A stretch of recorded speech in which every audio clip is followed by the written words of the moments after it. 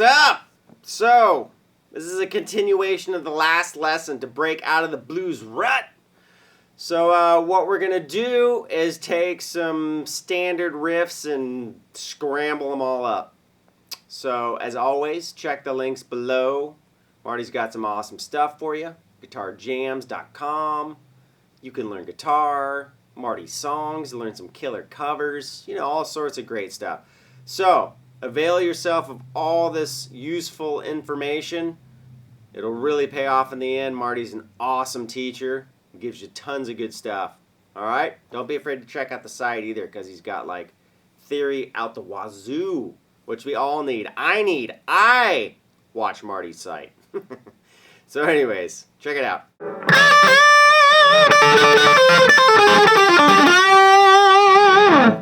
Alright, so again, from the last lesson, we basically took the key of D minor pentatonic and we infused D major over the top of it. So this is going to be kind of a review from what we did last time, but we're just going to use some different riffs. Now, that riff I just showed you, I kind of alluded to those same notes in the last lesson, but now we're going to apply them to more standard riffs that we'd normally do, the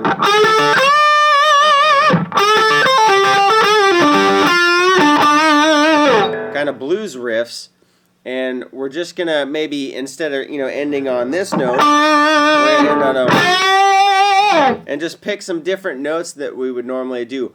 Also, we're gonna work on hanging on a note for a second, and adding some feel to your playing. So don't ever be afraid to just chill on a note, like a good bend before you do your nice flashy run or whatever, and just add a little something on there, right? And really draw people into what you're gonna do. So on that run, what I do a lot of times, what I do too, is a rake. And I don't know if you're familiar with what a rake is, but you're raking over muted strings before you actually. It adds a real percussive attack. It's subtle, you're not sitting there going and then into a note, but I do that all the time in my playing, and now it just kind of comes out. I do it, but it adds kind of a punch to what you're doing. So anyways, back to where we were. We're in D minor, first position pentatonic. And what I'm going to do is I'm going to borrow a couple of notes that are out of that D minor. So the two notes I'm going to be using are 14 to 10, right? It's usually, but I'm going to borrow one note right out of that major. And then the other note that's not in the scale is going to be the 13th fret of this G string. Usually it's... Okay, so what we're going to do is we're going to go straight into a rake with a bend on 13. And then I'm going to grab the 10th fret, high E, and then bend right back into that 13. So we got... So the first bend, no vibrato, we're bending up, grabbing that 10th fret, and then the next bend is going to be the one that we're going to shake a little bit. You can also go to where it's, instead of bending this note up, you can just go backwards and go 10, 10. So you go, right?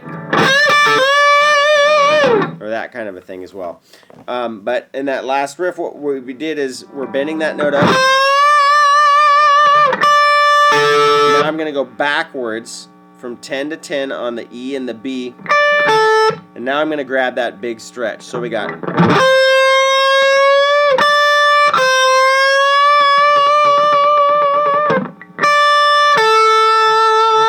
Now I'm going to grab that big stretch and hit it twice.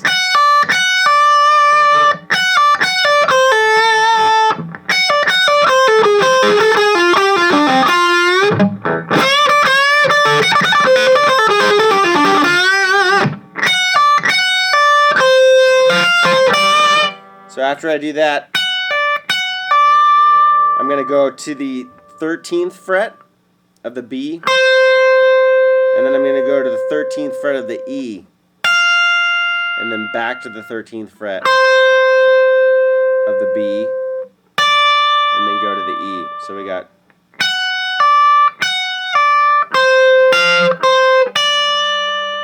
then I'm going to do the exact same thing on the next string. Now I'm pulling off from 13 to 10. And then I'm going to grab 13 of the G, back to the B, back to the G, and then to 10. And then I'm going to pull off right out of D minor pentatonic, 10 to 12. So all together we got.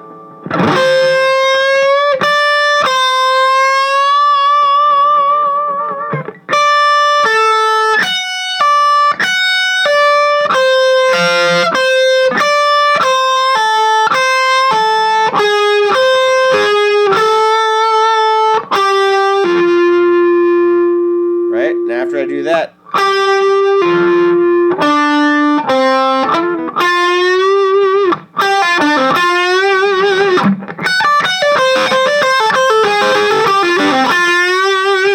so what I did right there is I just pulled off from 10 to 12 on the G and the D.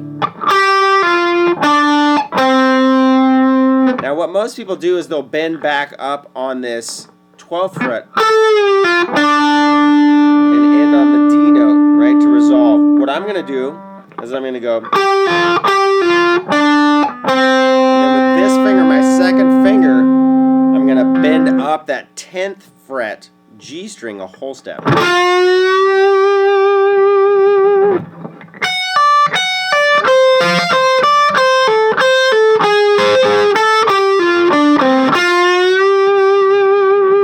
So all together we got.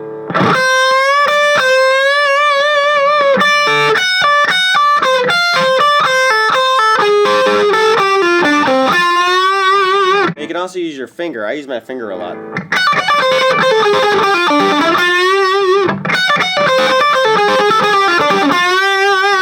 Now it's hard for me to do the same thing twice in a row. I always mix up stuff, so sometimes I'll add in other notes that, you know, I'm teaching you, like, you got to play it like this, you know, you got to use this fret, and then I don't even do the right frets. So bear with me on that. But anyways, the basic gist of it.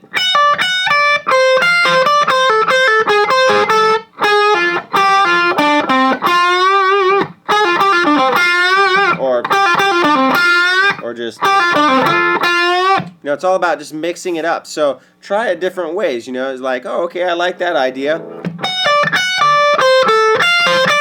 I'm going to mix it up a little bit.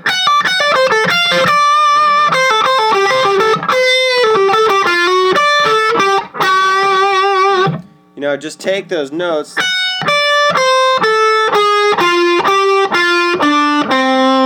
kind of make it your own. Now you can also add those chromatic notes in there.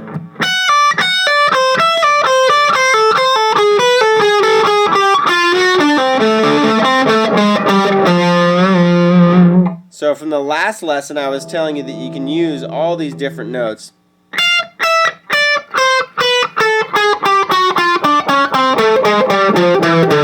Right? So you can just review that lesson. But also, the position down from that.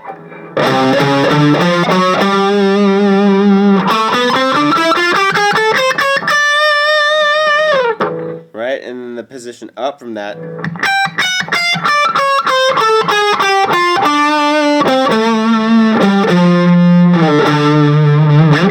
I don't use that second position in the middle of those strings very often. You know, there's some cool riffs you can get out of it, like when you're going into that next position. You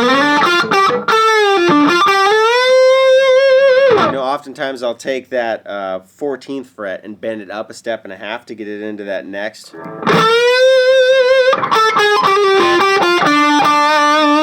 I'll use that, but I don't use these strings down here, the low strings, very often in that position. But that little riff was just, so the normal standard D minor would be 12, 14, and then you go up to 13, 15, 13, 15. What I did there was I bent it up, 14 a step and a half, and then I went down chromatically. So So that's 14, 13, 12, and then. So what I did is I hammered on to 12, 13, 12. And then I just went right out of the D minor pentatonic shape, which is 15, 12. So it's right.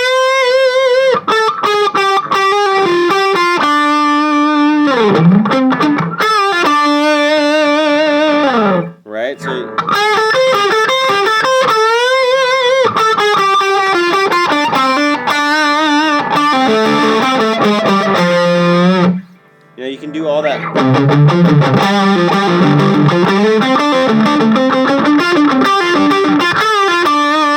So right there, I'm just climbing up chromatically.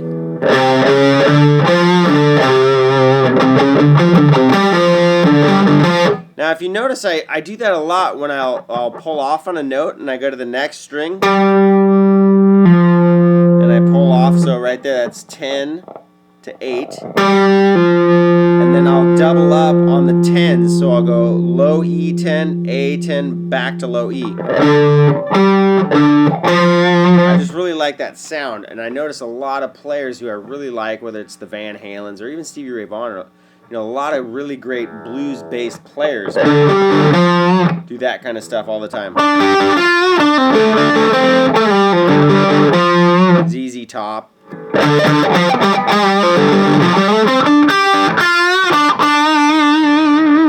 Right, so what you can do is chromatically. Right?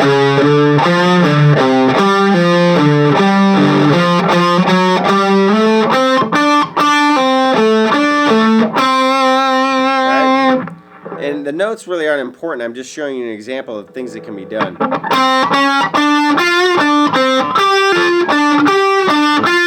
So I'm just taking that D minor shape and I'm just playing all the notes, and the normal shape is a whole step apart, but I'm using chromatically as a way, so this note kind of grabs the ear.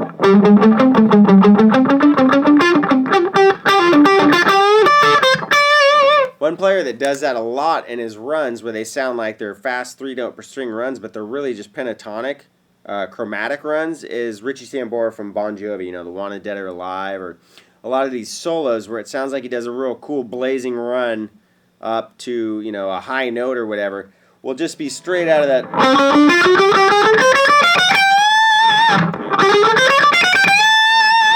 Kind of a deal.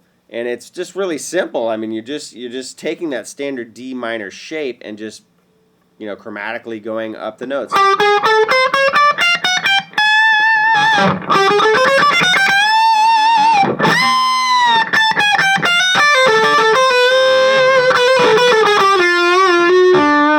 So in that overbend too, you had that one here. Well, an octave higher is that note right there, which you can bend.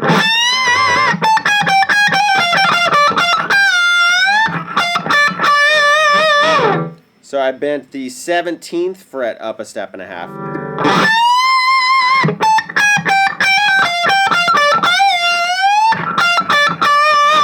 So right there, I'm going down 17, 16, 15, and doing that hammer on that I showed you up here.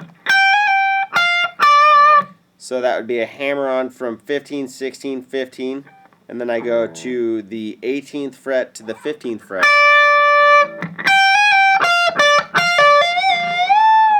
And then I did a full bend and then a two-step bend.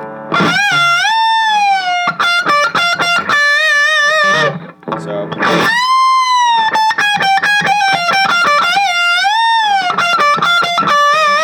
Which I like the sound of a lot. Van Halen does that all the time. He probably is my favorite guitar player of all time. But he'll do that a lot and really milk, a bend or a note, and it really like pulls you into, when a guy's just doing.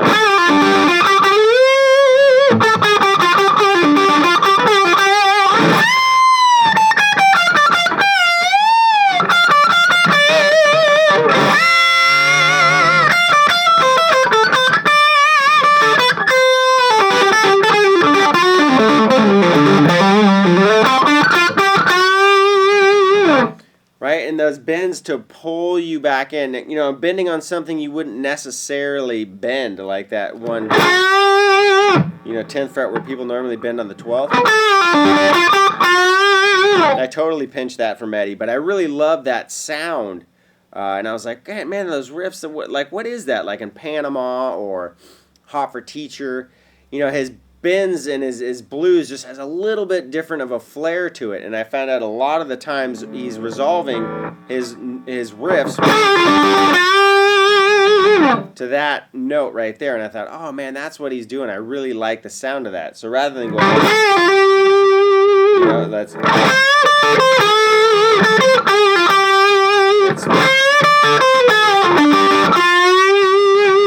so it's the same note, but you're bending up to it, which gives it a whole different feel. So anyways, mess with some of those riffs. You know, I gave you the, or whatever it was. Like I said, I never play the same thing twice, so don't get mad at me out there. But I want to stress to you to really play around with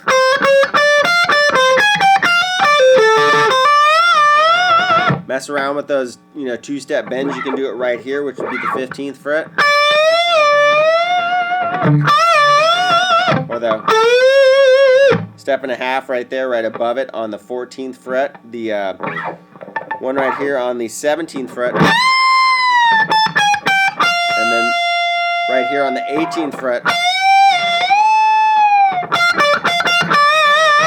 Now another thing also in this third position, I don't know if a lot of you know, is, you know, when you do the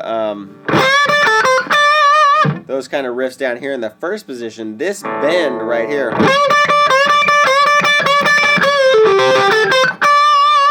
is also up here on the 18th fret. Same note. I'm sorry, it's the high E.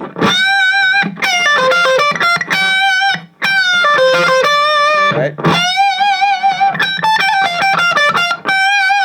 But the B bend I was talking about, right here, that note is on the G string right up here in the third position. So you got that.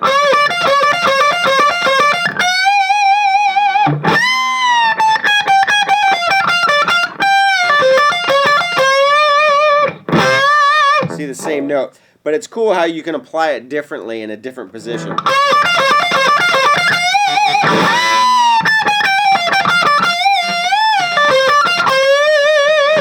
Right, so learn the positions and then learn where, oh, you know, I like this bend.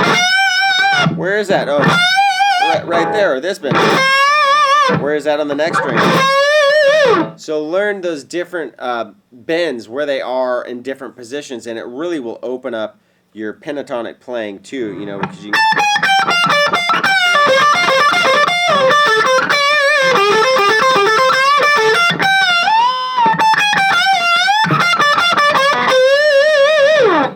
You know, just as an example. So anyways, that was part 2 of just total blues madness. So really, really stress one more time. It is so much fun to break out of just that typical pentatonic. And once your ear starts developing a sound for that,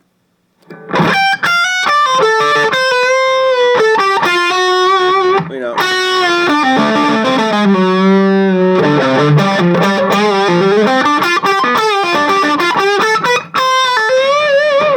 it'll really open up doors as far as when you're playing, you know, the...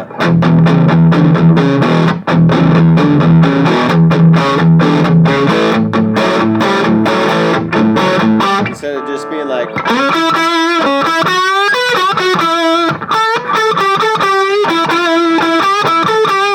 You know, you can be like...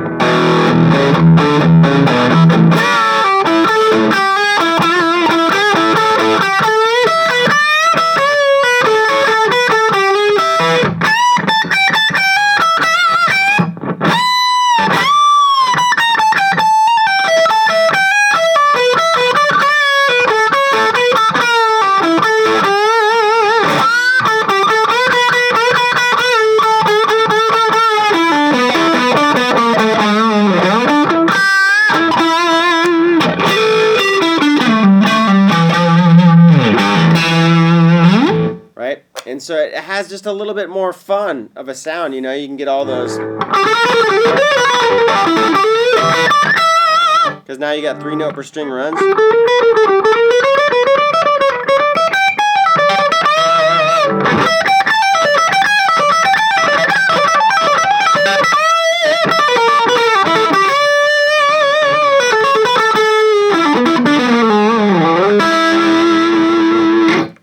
So, mess with it. You'll come up with stuff like that. Have some fun. Just, you know, get out there and blow some doors off. It's a good time. All right. Catch you next time. See ya.